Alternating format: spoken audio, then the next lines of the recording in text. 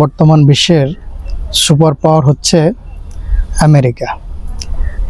আসলে সুপার পাওয়ারও কিন্তু আছে, সেটা হচ্ছে টাকা।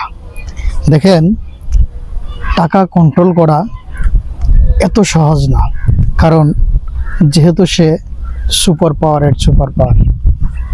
আপনি দেখবেন কিছু মানুষের যখন অনেক বেশি টাকা হবে তখন সে পাগলের মতো হয়ে যায়।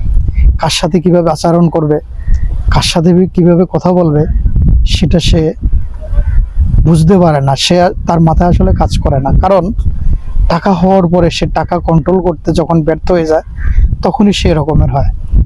এজন্যই দেখবেন যে আত্মীয় স্বজন, পাড়া প্রতিবেশী যারা আছে তারা বলে যে টাকা হওয়ার পরে সে চেঞ্জ হয়ে গেছে। আসলে এটা আমরা স্বাভাবিক মনে করব, কারণ আগের মতো যখন একটা ব্যক্তি আমাদের সাথে আচরণ করবে না, তার যখন সম্পদ হয়ে যাবে তখন এটা স্বাভাবিক, এটা আমরা সবাই বলবো যে সে আগের মতো আমাদের সাথে আচরণ করতে পারে না। কিন্তু সমস্যাটা হচ্ছে ওখানেই যে টাকা হওয়ার পরে সে টাকা কন্ট্রোল করা ব্যর্থ হওয়াতে সে ভেদিস হয়ে গেছে, সে বুঝতে পারতেছে না সে কি করবে।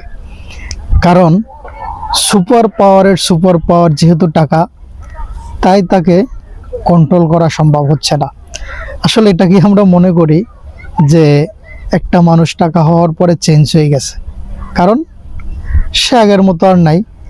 তো আমাদের বুঝতে হবে যে বর্তমান বিশ্বের সুপার পাওয়ার আমেরিকা না, আমেরিকার চেয়েও সুপার পাওয়ার হচ্ছে টাকা। টাকাকে কন্ট্রোল করা, ম্যানেজ করা আসলেই অনেক কঠিন।